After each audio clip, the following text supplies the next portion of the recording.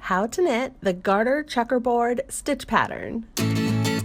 Hi guys, I'm Kristen, and today we are knitting up this vintage Garter Checkerboard pattern. With just knits and purls, you can create this woven illusion by combining a series of blocks of the garter and stockinette patterns.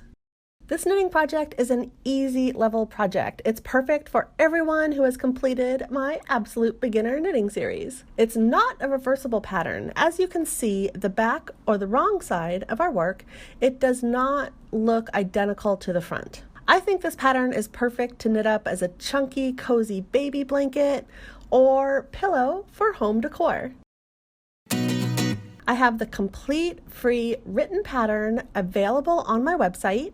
You can also pin this to your Pinterest board for later. And if you'd like to check out more knit and purl patterns, I do have a printable pattern book available for sale on Etsy. Of course, everything I've mentioned, it is linked in the description below.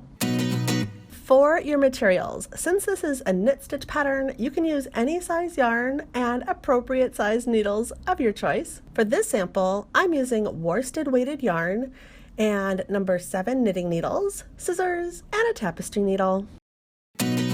So let's get started. We begin creating our beloved slip knot, and using the long tail cast on method, cast on in multiples of 10 plus 5. So that means after you've done 10 stitches, do another multiple of 10 until you have as many as you would like on your needle. Here I'm just doing 2 multiples of 10, so I have 20, and then finish it up with 5 more stitches.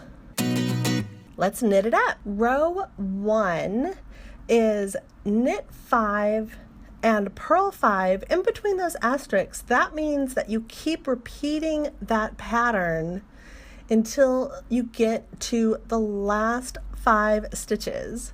So this is just an overview. I'm not gonna make you watch every single knit and purl of this 14 row pattern, but I do definitely want to show you row 1 right here. You do knitting 5 and then you bring that yarn to the front, of course, because we are purling another 5 stitches. And after you've completed purling all 5 stitches right here, you keep repeating the pattern in between those asterisks until you get to your final 5 stitches. And at that point, you bring your yarn to the back and finish it up right here with K5. Now, row 2 is going to be purling all. Again, you'll see all 14 rows written out on my website. The link is down below. I just want to show you how this is knitting up using just knits and purls. So row 1 and 2 right here, this is how it's looking, and you repeat that same pattern on rows 3 and 4, as well as 5 and 6. And we're finishing up the first swatch with row 7, and then it's time to switch it up so that we have alternating pattern of our little blocks of stockinette and garter. And how that is achieved is row 8. From the wrong side, we are doing the exact same pattern, the knitting 5 and purling 5. Then on the alternating rows, here row 9, it's knit all. Last time it was purl all, this time it is knit all. So here's how rows 9 and 10 are looking, 11 and 12, and then 13 and 14.